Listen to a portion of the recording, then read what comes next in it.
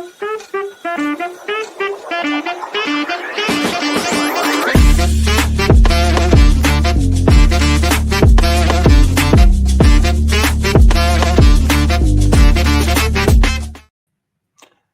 ladies and gentlemen. Welcome to the debut edition of Pop Spot right here on that Backbreaker Media Network. I am your host, Andre C. We are here to chat all about the pops and the spots that we love in professional wrestling. Joining me here is my co-host. It is AWS. How you doing, my friend? That's me. Hey, I'm doing great, Andre. I'm glad that we're starting this. This is crazy. I never thought I'd be doing a show with you.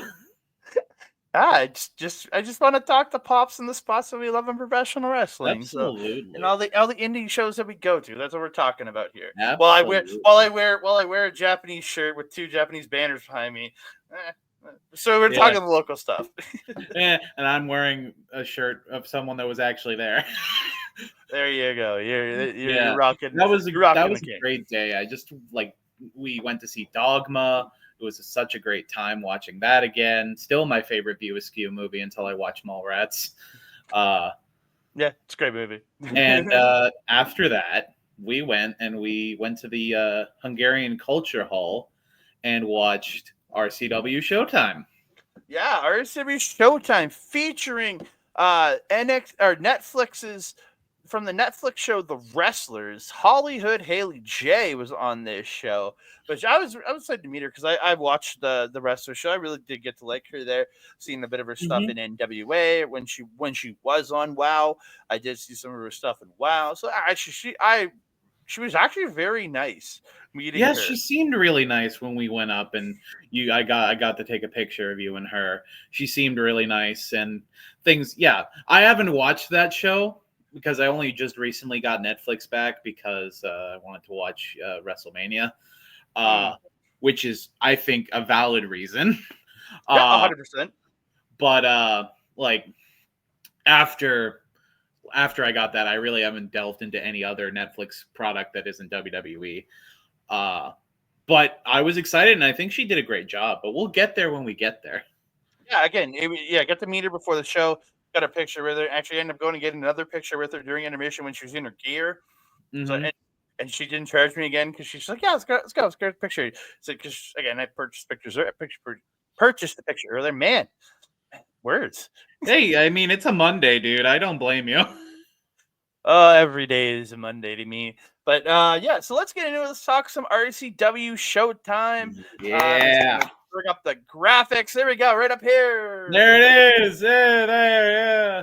So RCW Showtime this past Saturday on June 7th from the Hungarian Cultural something at the Hungarian Hall in Edmonton, Alberta. Yeah, Hungarian Hall. I think it's Hungarian Cultural Society or something. I think it's Hungarian Cultural Hall or Society or whatever it is. I just know it as Hungarian Hall, or that place that's way too hot in the summer. Yeah, it's not a bad venue, but it's not a particularly good venue. It is kind of bad because they couldn't do dives off the top because of the chandeliers. Yeah, I have a lot of notes on that. Were in the way, and yeah, it was really hot. Like, there's no way you see in that place. The access is really bad for anybody. Yeah. Like, there's no handicap access. There's just two large flights of stairs. Big giant thing of stone stairs, or you go up the back stairs, which is about half the length, but still just annoying to get up. There's no real good access there. And finding the bathrooms is a fucking odyssey on its own. I was only able to find the bathrooms because I followed you. Yeah, it was kind of a little creepy, but I joke. But it's an odd venue. This is what the third show I've seen in there because I was there. You were there last summer, right? It was the second one. I saw the last one that was there in the winter with you. That was the first time I had been to that venue. And I think both times I've been to that venue, I've been lucky because the previous time was in the winter where it physically cannot be hot unless we're in the middle of some crazy weather event. Yeah. And this time, I think it was only like plus 20 outside. So I think we got really lucky that it wasn't super hot, even though it wasn't that bad. I did still bring like 14 bottles of water just to be safe. I only ended up drinking like 3 of them. Yeah, like okay, the first time we went in the summer, there was no water. I got water from a couple of the wrestlers gave us water. I fucking heard about that, and I was so sorry for you guys. Andrea skipped water to the venue at that show. That was such a funny story when he told me that the first time. He's like, it was so hot, the chocolate bars were melting, there was no water, so I had to literally get water skipped from the nearest gas station.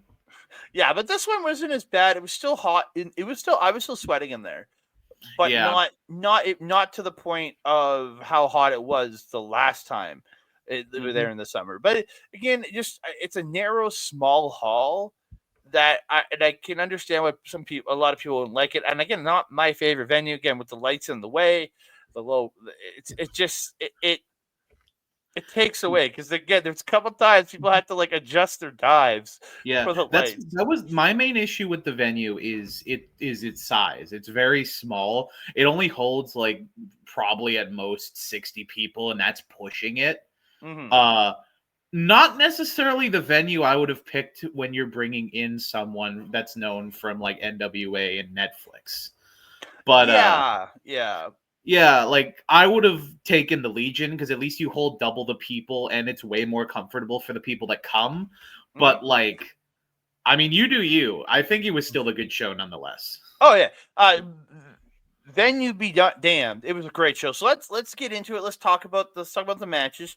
So it kicked off with a match with a longtime wrestler versus a debuting wrestler for at least here in Edmonton for RCW. Yeah. This is an old graphic. It's AmeriKato, but I don't have an AmeriKato graphic. I apologize. Versus the debuting Chad Money Millz from the frat house of Mastabeta. Fucking love this guy. Frat house of Mastabeta. He's billed as weighing 6.9 beer kegs. The fucking solo cup gimmick as he's coming out.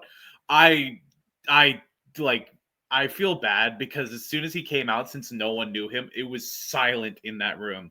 You could hear a pin drop. And then he's like, what are you all being quiet for? And then we started cheering and the crowd got going because he stood up. There was 2 empty seats right in front of us. He jumped on those chairs and he's like, let's go. We're like, yeah, with him in our face. We're like, let's go.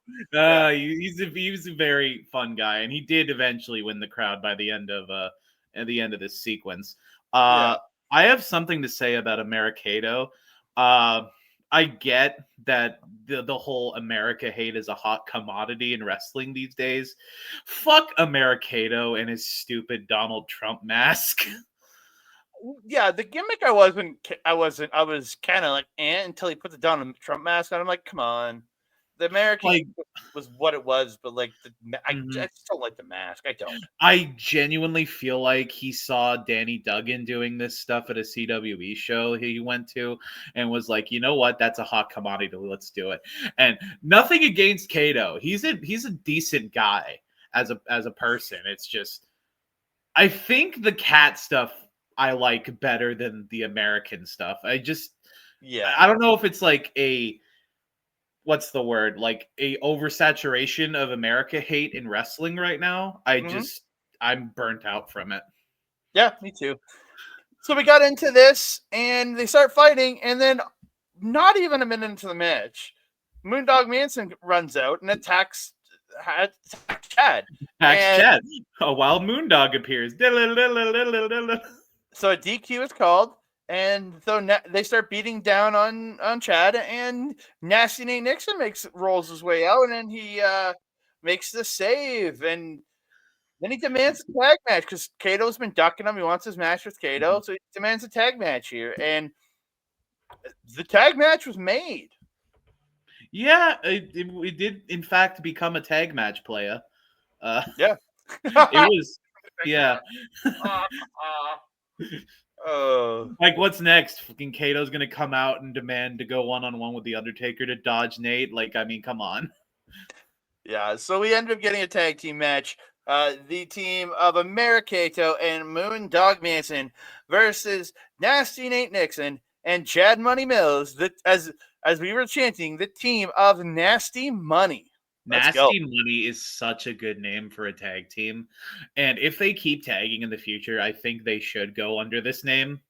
I don't know, they had really good chemistry right off the bat I don't know if like Nate has worked with him in like BC and the other provinces that Chad has worked. I imagine that's probably the case. Because they had really good chemistry. Like their tag work was very good. Yeah.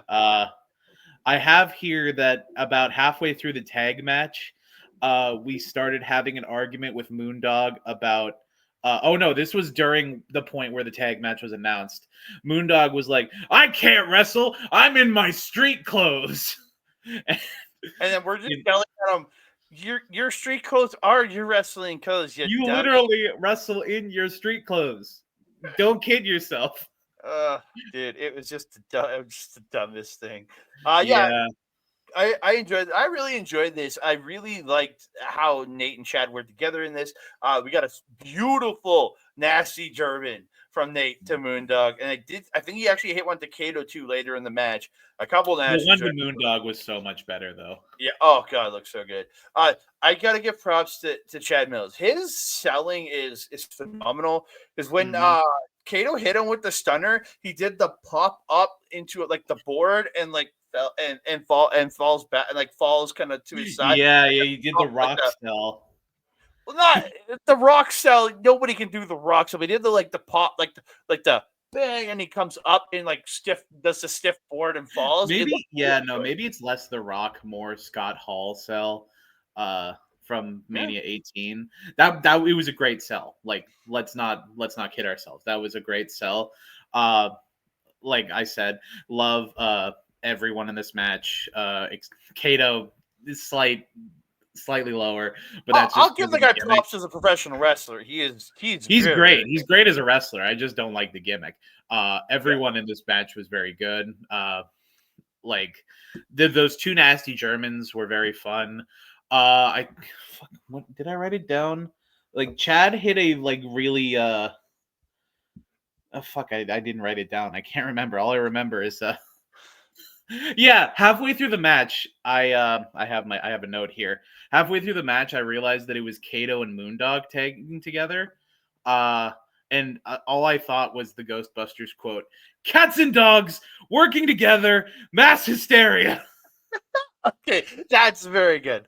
That I was like, you just written up, but then you realized the quote to them. I was like, how did you just realize they were tagging together? But it was when I realized the tag match was happening. That's when I wrote it. Oh yeah. So the end of this match comes. Nate and Chad hit this like knee super kick combo to a kneeling Moondog. Kato attacks Nate. They fight out of the ring. And then Chad goes over to the ropes and kind of starts to climb out to go after them. This is where Moondog comes in, up kicks the rope right into the lower region, and then pulls him in, hits him with the power bomb, and Moondog and Kato get the win. Yeah, they pull the win out from underneath them.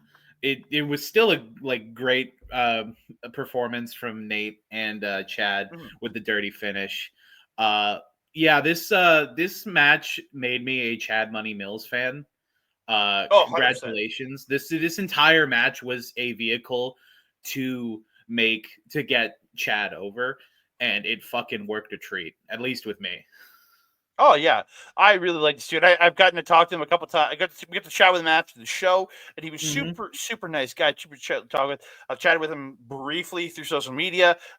Getting this photo from that him. Is one of the reasons. Yeah, I needed a promo photo for it, and I was looking through his Insta, and there's not a lot of great ones I could pull a picture from. So I messaged. And he's like, yeah, no problem. I'll send it to you. So he sent me the promo photo. So I got it in here. But yeah, I really, really did enjoy this. Again, I love seeing new blood come into the wrestling area. We've had some really cool people come in this past year, like with Ginha coming in, who come in recently, and now it's Chad. I love it. I love seeing new blood coming into the one specific new blood came in this year that I will talk about when we get there. I fucking love that guy. This is my second favorite match on the night. The work rate was high. It felt like real. There was a lot of good like spots. It was great. Fucking love Chad. Love his tattoos. His tattoos were the thing I wanted to mention. He's got these really cool tribal things going up and down his back. Yeah. It was very cool. And I did talk to him after the show as well. Very nice guy, very professional, and I may have given him ideas. We don't tell us because we want those. I'm not saying a damn thing, but it's gonna be great if he goes through with it. So we move on to our second match of the evening, and it is the big meaty men slapping meat match. It is Weston King with the injured. Yeah, the Gussy Jones. The unfortunately, it's a real injury, Gussy Jones. From what I understand, it was a injury that came from him. It was something about him pushing a ring. From what I understand, but actually, no. He told me after that some guy attacked him. Yeah, he's gonna tell people. He's gonna tell everybody something different. He told me it was from pushing his cart full of bottles. So it could be anything really. The man is a man with 1,000 stories, and I mean, he did have a GoFund Gussy bin over at a merch table, which was great. Really, and he's taking. I went after the show, I went and I took a look at the bin, by the way. There was one $5 bill in there. And it was yours, wasn't it? Yeah, it was mine. What can I say? I like him. I want him to eat. And Weston King is taking on one of my favorite people in this world, the Barricade, baby. I've known this man forever. You've known him for way longer than me. But I've known him for so long. But he was in the scene when I started watching indie wrestling in Edmonton. Oh, this man's been in the scene for a couple decades now, at least. But yeah, again, this was very much a big meaty man slapping meat kind of match. Like a lot of running into each other. Like Barricade kind of getting has a bit of a size advantage to Weston King. Just a little bit. Did show the power, but like Weston King using some dirty tactics with his manager Gussy Jones. And I really did. There was a great spot where they're just exchanging lariats, and King just jucks a lariat and just hits a beautiful RKO cutter. Just jump it just looked really good. Yeah, it was a really smooth, really clean cutter. It was very, very good. I mean, you can tell from the shirt, I'm a huge fan of Weston. Fucking been a fan of his since the second time I've seen him, because the first time I saw him was at a Top show last August, I believe. I didn't really know what to think of him at first, but like after that, I just right up to the moon. Gussy is a huge help with that. I think having Gussy with Weston is the perfect pairing. It's the sleaziness of Gussy working with the arrogance of Weston. It's just beautiful. And yeah, like they had a really good showing against Barricade here. Yeah, so like towards the end, Barricade did get the advantage. He was kind of running all around, just kind of smashing up Weston until he got into the corner, getting ready for his corner splash on Weston King. But Gussy kind of like hooks the leg with his crutches, and it distracts Barricade, giving Weston just enough time to kind of get his wits about him, kind of recover. And Barricade turns around, getting hit by that flying knee to the face by Weston King. He gets the 1, the 2, and the 3 for the win. I'm a huge Barricade fan, have been for a long time, but Weston King has really impressed me these last couple of years watching him, and just like these guys put on a really solid match for a big meaty men match. Yeah, like very solid, exactly like you said. 2 big guys smacking 6 shades of shit out of each other. It was just a very good match. I was so enthralled that I actually only took one note on this match the entire time, and it was the spot where King went up to the top rope and almost banged his head on the chandelier. Oh my god! So yeah, King was going for his moonsault, and this dude has one of the nicest moonsaults around. And he climbs up, and then he just kind of bangs his head off the thing, comes back down to the bottom rope, moonsaults from the bottom rope, hit nothing because Barricade rolled out of the way. But man, just the moonsault from the bottom rope's impressive, man. He gets height. It's arguably more impressive than a moonsault from the top, because the fact that you were able to turn that far with that like half of the height you have, it's just straight up impressive. So good on you, Weston. He got a big pop coming off the turnbuckle, but man, it looked really good. Even like Crash and Burn, it did look very good. But yeah, Weston King, stealing the win away with help from his manager Gussy Jones, as it tend to be. Yeah, so we move on to a tag team match. Yeah, it is the current RCW International Tag Team Champions, the now named Celtic Union of Son of Irish and Krieger. Krieger. You see that this is the thing. I say names. The announcer says Krieger. I find it easier to say Krieger, but I'm pretty sure it's Krieger. So I'm going to try my best to call him Krieger and put some respect on his name. It's the Ginha problem. It's the Ginha problem. Yeah. For me, anyways. But the Celtic Union not putting their titles on the line in this match. They flat out said to the Radz that they didn't deserve a shot at the title. And it's the Radz Rich King and the ultra violent Mitch Clarke. I love it. I love it. Yeah, this is the first time I've seen Rich and Mitch team. Oh yeah. Yeah,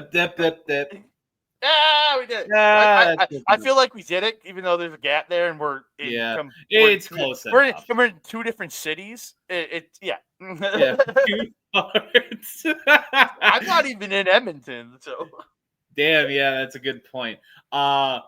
But yeah, no, this is the first time I've seen Rich and Mitch team. Because when I've seen the Radz, it's always been Rich and TY.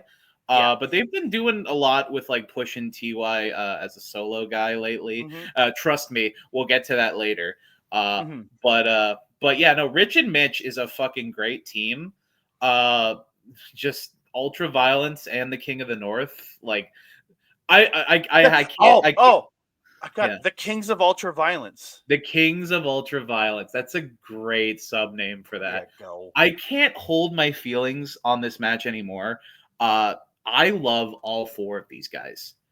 These guys are all very great technical workers. They have fundamentals. They have the psychology. It's everything I love. Rich King, I've been a fan of his since the first time I've seen him. Mitch Clarke, the same.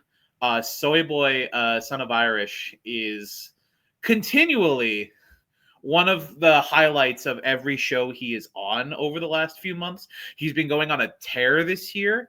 This is his year, I feel, at this point, in terms of the Edmonton wrestling scene.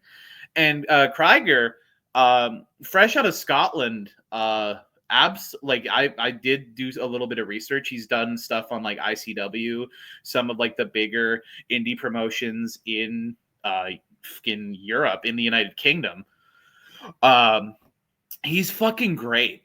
He's fucking awesome. Ever since the first time I've seen him, he has great charisma with the crowd. He's able to work the crowd very well. He's got great wrestling skill. All four of these guys are amazing. I wonder how the match goes.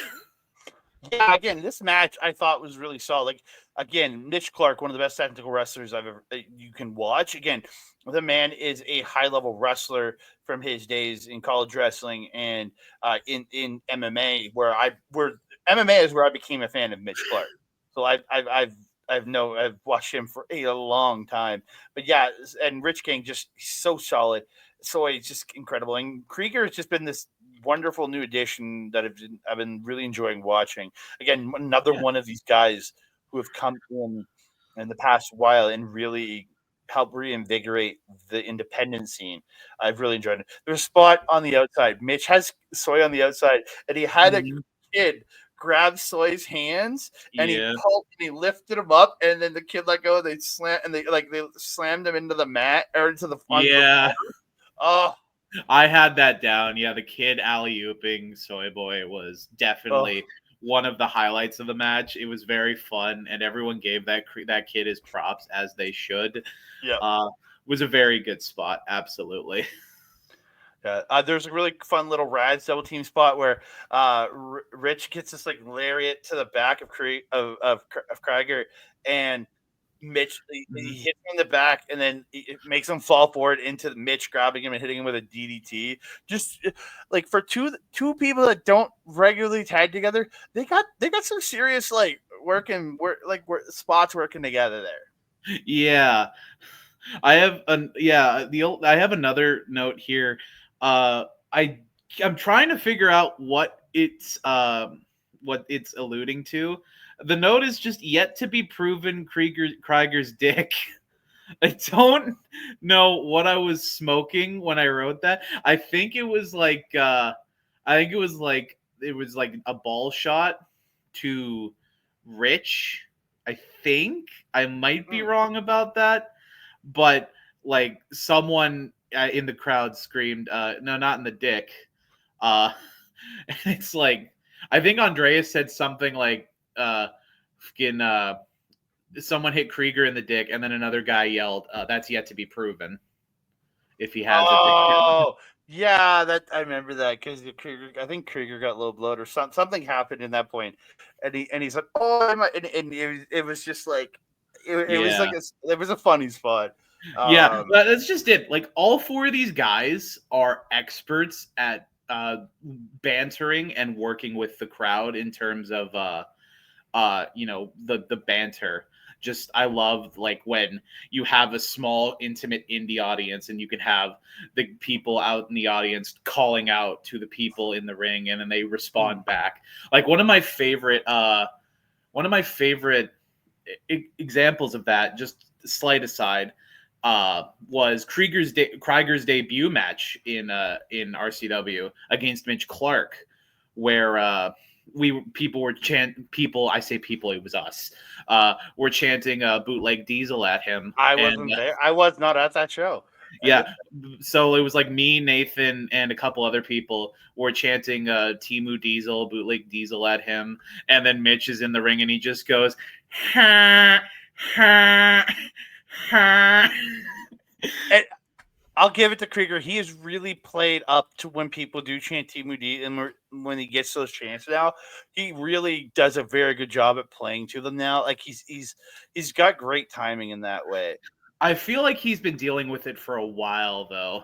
Like probably like he posted a story on his Insta either yesterday or earlier today. I can't remember. I remember I took a screenshot and I posted it in the group chat. Where he had shown up to a indie date in Scotland and completely forgot he didn't have a good shirt to go out and wear to the ring, so they just gave him an NWO shirt, and the subtitle at the bottom is "Not fighting the Timu the Poundland Nash allegations." Yeah, again, I think that's their like cheap version of a Nash Poundland over there. Yeah, and it's like a dollar store or something. Yeah, but yeah. No, but I really like them. There's a great I gotta give great props to this match. Again, really fun match between these four. The end of this did come. Mitch gets this like beautiful like off the shoulder spinning slam to Son of Irish, but he's not legal. And Rich gets taken out, and then Mitch gets attacked. Mitch does fight back and hits the Spindly Bindley, the Ludwig Van Driver, for the win. Absolutely. The move to end all moves. Yeah. Again, I just really fun tag match between four guys I really, really enjoy watching in the ring. This is my favorite match on the night, and it's no surprise. It's four people that are incredible, very charismatic, four of my favorite wrestlers in the scene right now, just doing what they do best. And it shows that they all have really good chemistry with each other because they put on what I think is possibly even going to be indie match of the month for me. Yeah, again, it's a really strong match. But yeah, we still got a couple more. We still some more shows in this month that could.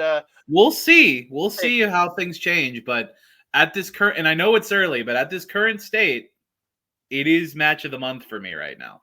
But we'll see. It's the only show we've been to technically this month because CWE is in May. It's one of two shows I will be going to this month because I don't think I'll be able to make the one at the Ski Hill. Yeah, I can't make Ski Hill, and there is a midget wrestling warrior show on the 13th, but I won't be going to that. I have a birthday party I have to go to. Yeah, I'm not available. I get some personal stuff that weekend, so but yeah. So we're gonna move on. We're gonna get to the next match of the night.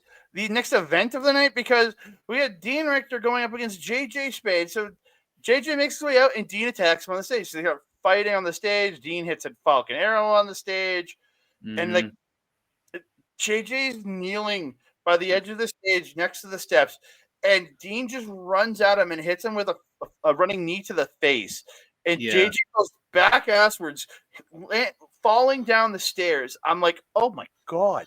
This guy absolutely, like, JJ, I love you. You are killing yourself for the business, it seems like, some of these times with some of these bumps you take. Everything in this match, it's more of a segment, but because the match doesn't really start, spoilers. Never started. Yeah. Everything in this like beatdown was incredibly raw. It was very, you can tell because like they've been building that these two have a lot of like animosity against each other. It was just, it felt very real, very raw. There was in particular, there was a drop kick like a few feet away from where I was sitting into a wall. He had him on. He put JJ in a wall, started doing his like the easiest way to describe him is the yes kick, is Brian's yes kicks. Just yes kick well, and then backed up and hit that beautiful hesitation drop kick into the wall. I'm so with the thump we heard, I'm surprised the wall didn't break. Like I was like, oh my god, they broke the wall, but they didn't. And during intermission, I was over there with our favorite referee, Matthew Jimothy. Matthias Jimothy slaps. Matthias Jimothy Bartholomew slaps. No Bartholomew. Nobody likes Bartholomew's. I'm sorry. He suggested we should add Bartholomew. Oh no. Okay, no, he said somebody always he says one of his friends always uses Bartholomew. Oh, okay, I got that wrong. So yeah, let's just go with Matthias Jimothy slaps just for ease. Yeah, he was a big part of this match. He was. He took a chair away. They went into the ring, but they're still fighting. Dean has a chair, so the ref doesn't start the match. So he goes to hit JJ, and Slaps takes it away. And the balls on this guy.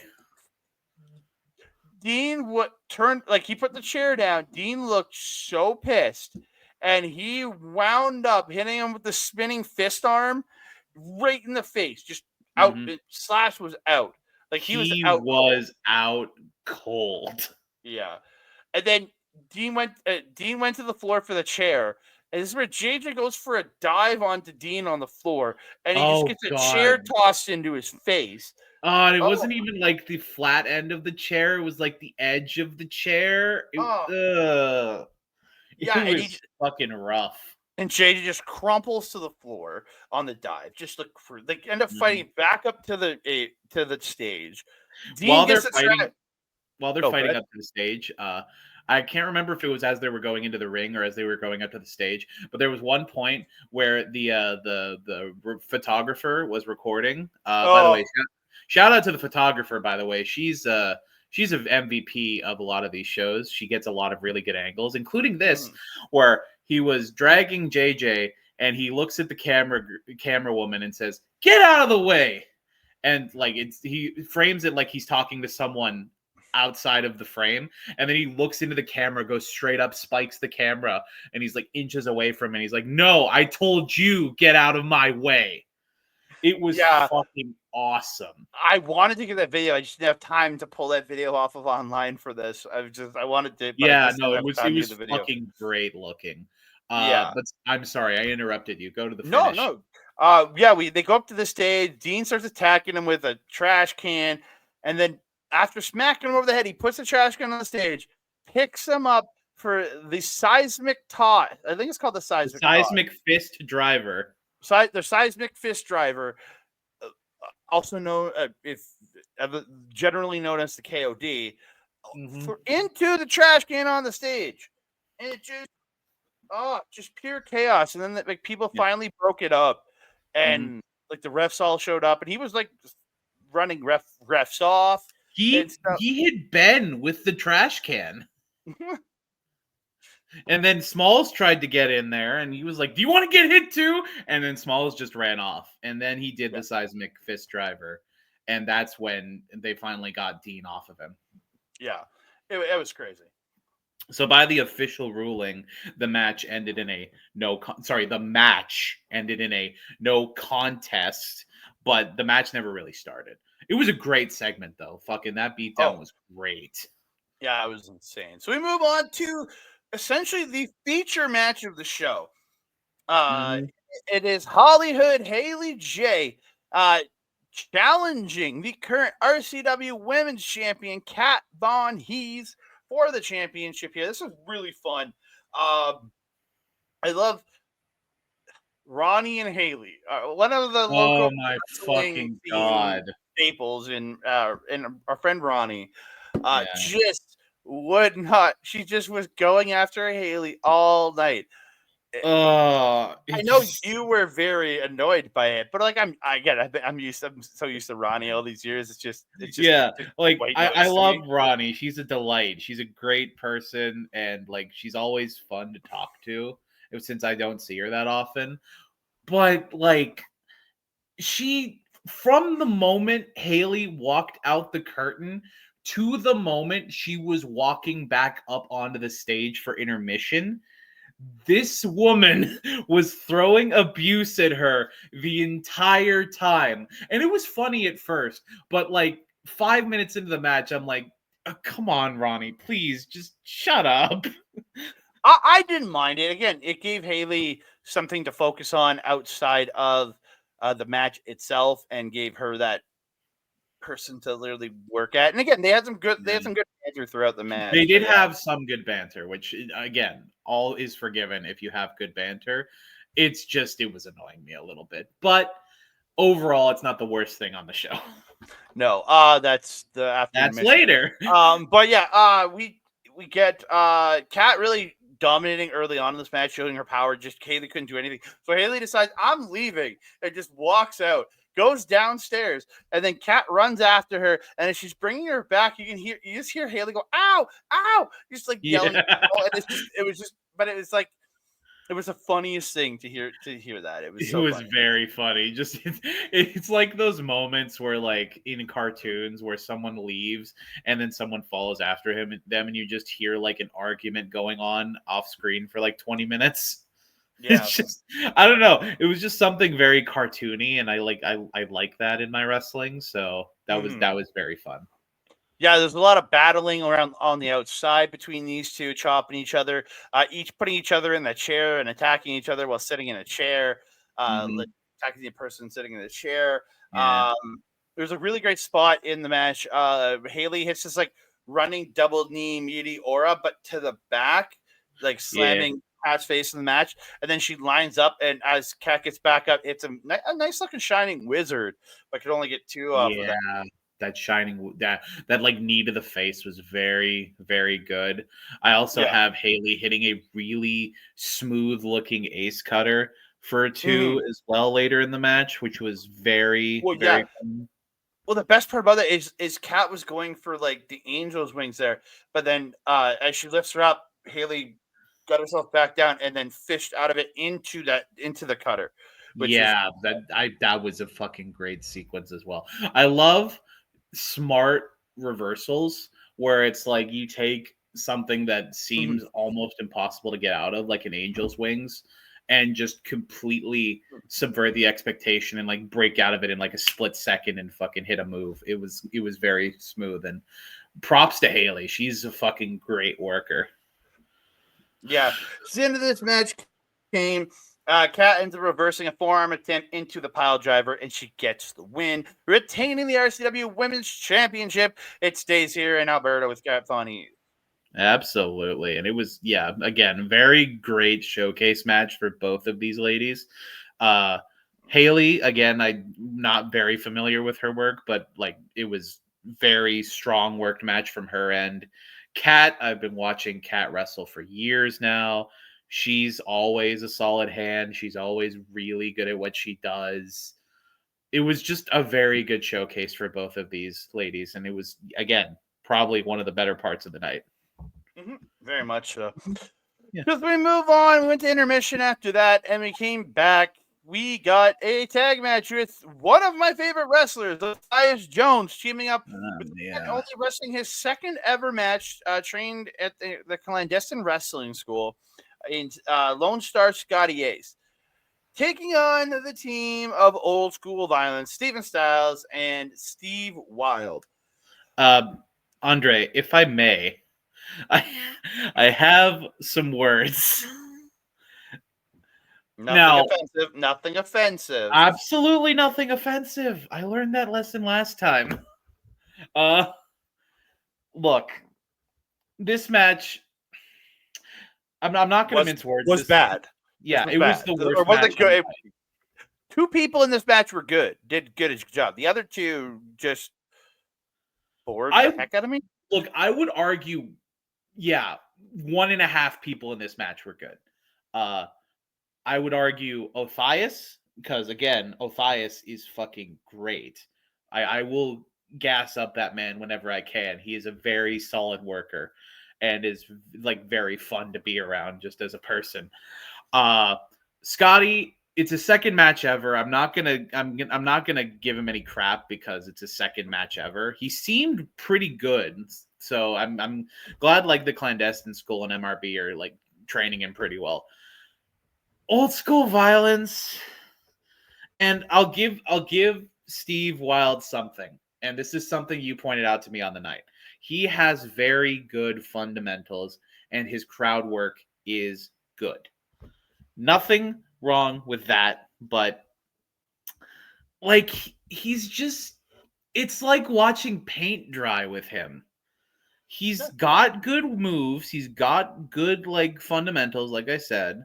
His chain wrestling isn't bad, and he has good banter with the crowd and good heel work. It's just, I think it's just that I'm from a different era than he is, and what would be considered a 5-star classic in the 70s and 80s is just something that completely bores me nowadays.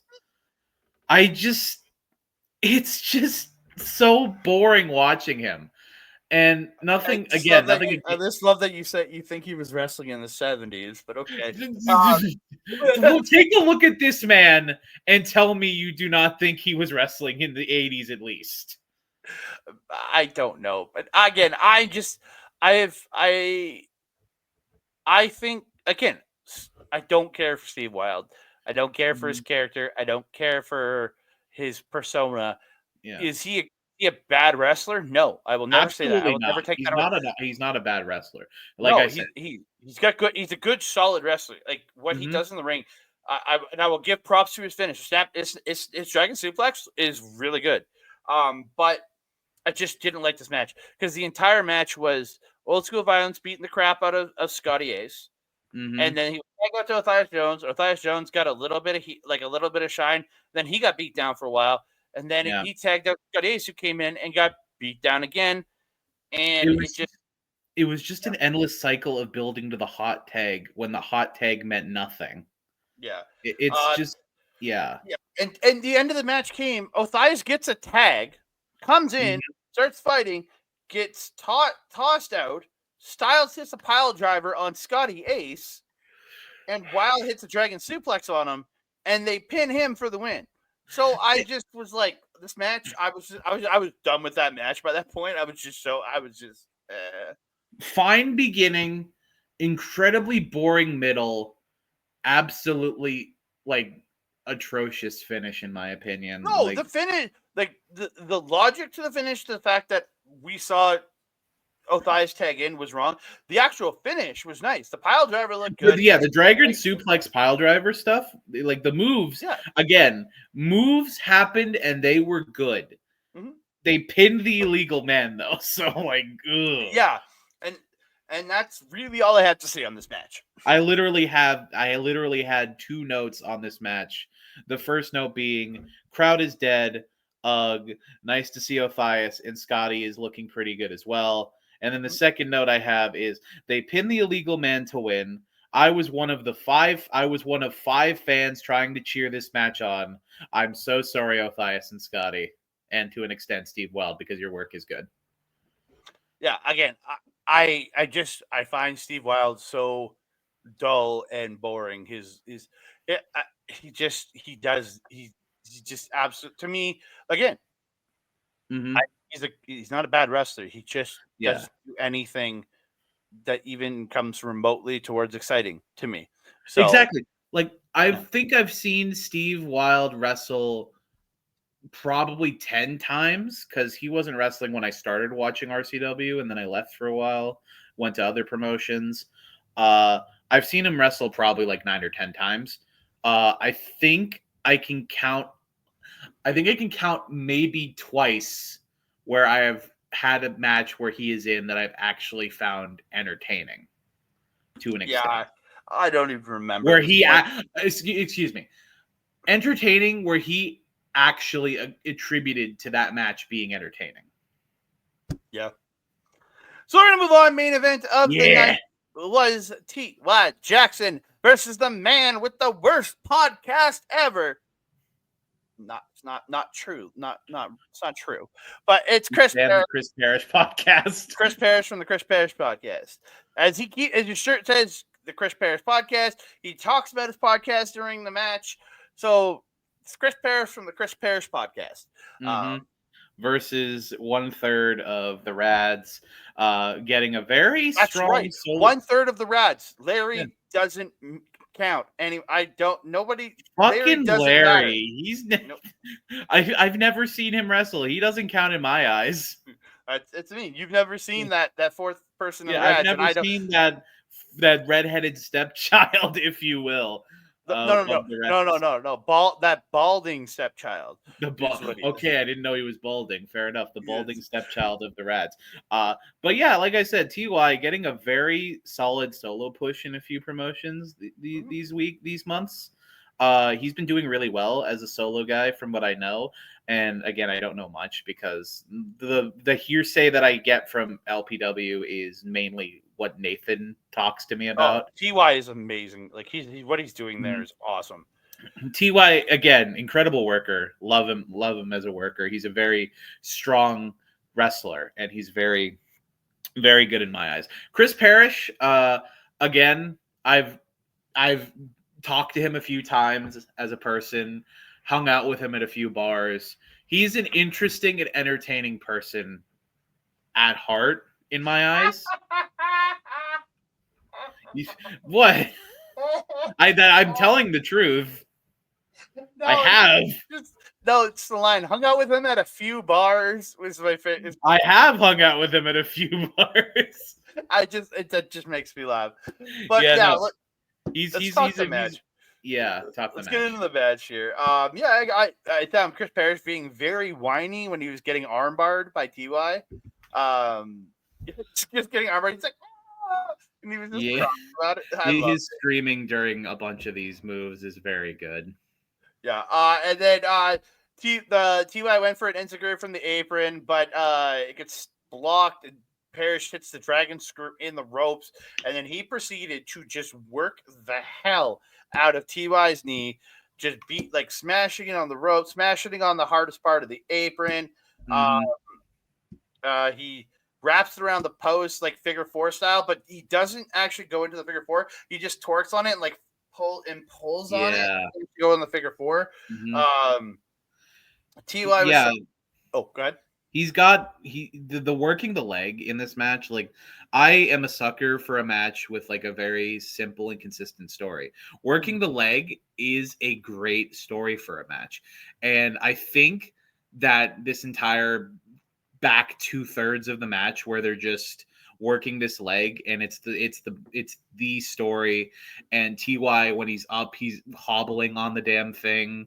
It's just very good. Again, I gotta give very special highlight to that dragon screw that started this sequence, because it looked brutal. The way, like the angle that he dropped it at, the torque on the leg, it genuinely did, like, it looked as good as a couple of dragon screws from Worlds Collide that same day looked. So I think that's pretty good praise for Chris Parrish, honestly, is that it looked as good as AAA Professional. Praise for Chris Parrish. Wow.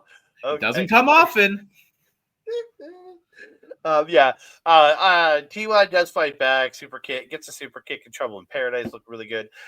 That beautiful somersault through the ropes, and like somersaults through the ropes and then pops up into the neck breaker. I love that move from TY. That's also a phenomenal move. I love that. And that's probably just me being a sucker for Aleister Black. And like Tommy End, and just him as a whole, whenever he does that spot where he rolls through the ropes and then hits a move, just mwah. Yeah. The end of this match, though, TY hits the house. It's like a heel kick to the face, and then hits him with the house call kick. You think it's over. 1, 2. Chris Parrish kicks out. So TY goes to the top, has to like awkwardly work his way around the chandelier. The damn chandelier again. And but he misses off the top. Parrish hits a chop block to the knee, picks him up, parachute, which is it's the parachute for the 1, the 2, the 3. Chris Parrish pins T.Y. Jackson in the main event of RCW Showtime. I was so disappointed that T.Y. lost here. Yeah. I want him to win so badly. I just love how whenever Chris Parrish wins, he just lets out the wind from the sails in the room. It's just like you could hear the collective sigh as soon as the 3 was counted. It was like, oh. But like, it was great. Again, the parachute, it's a stupid name. I love a good like punny wordplay name. I remember I called it the End of Podcast because I forgot it had a name. I think I have a better name. And again, I'm not saying that his name isn't already good, but like for me, I think I'm gonna start calling it the Off Air. I think that's a really solid name for someone whose gimmick is I have a podcast. Oh man, the Parrish, yeah. But I thought solid main event. It did recover a bit. The crowd did recover from the boring the coma that the last match put them into. Yeah, and again, they got the crowd back. They got the crowd into it. It was a good, solid match. I thought these two good. But yeah, I will say my favorites on the night had to be the women's title, the tag match with TY or with the Radz versus the Radz, and the opener, the opening singles and tag match. I guess two matches technically in a row. Yeah, I'm very in line with you. I think everything, like I'm a bit more generous. I think everything pre-intermission was very good. And like I've watched a lot of indie shows. It was on par with some of that stuff. Again, very special mention to the Radz and the Celtic Union. Best match on the night. Second best match is the opening tag match. If you want to count JJ and Dean's segment as a match, that's probably third place for me. But again, everything pre-intermission was phenomenal. Post-intermission, it's very obvious that the Othias tag match was the worst. Sorry, Othias. Sorry, Scotty. And then they did bring it back with TY and Chris Parrish. So yeah, overall, I give this show like a solid 7.5, actually 7 3/4 out of 10. It was very good. I give this show a thumbs up. I really would. Again, it was a solid show. I had fun. Yeah, it was a great show. Absolutely no complaints except for that one match. All right, so it is time to get out of here. Before we go, we're gonna we're gonna chat where you can find us. AWS, where can they find you, buddy?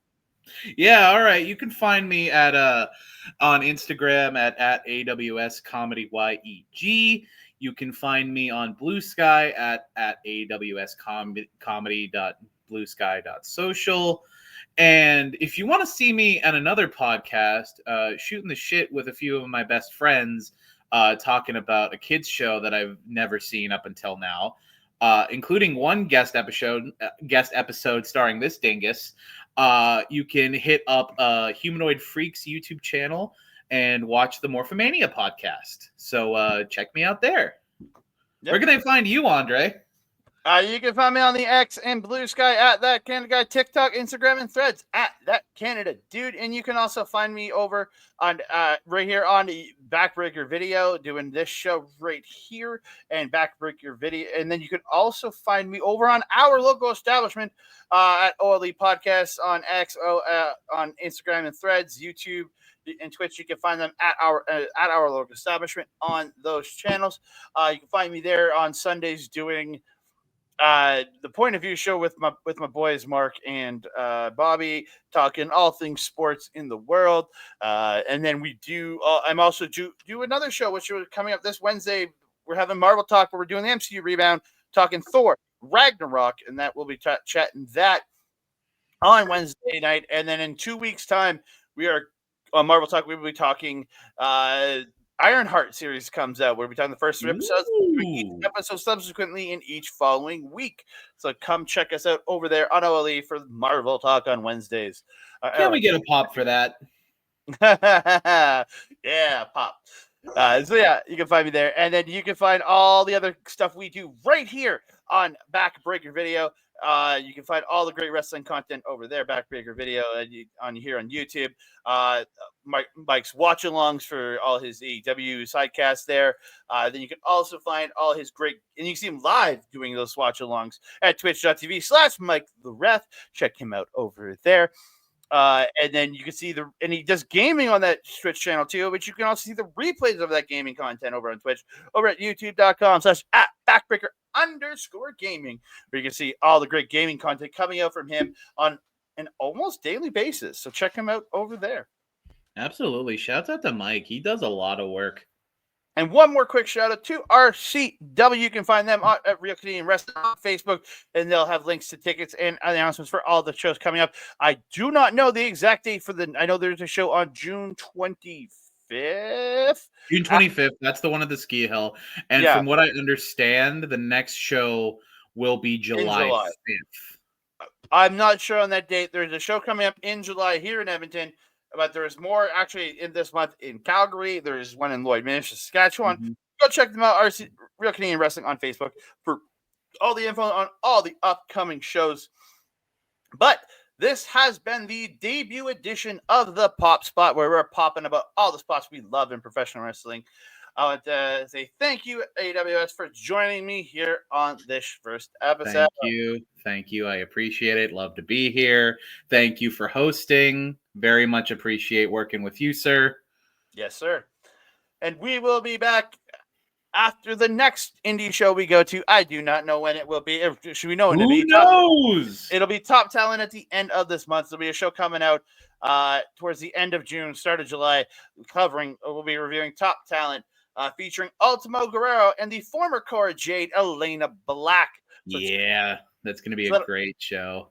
So that'll be coming out towards the end of the month. So come back and check that out right here on Backbreaker Media. And ladies and gentlemen, thank you so much for joining us for the Pop Spot. Bye-bye.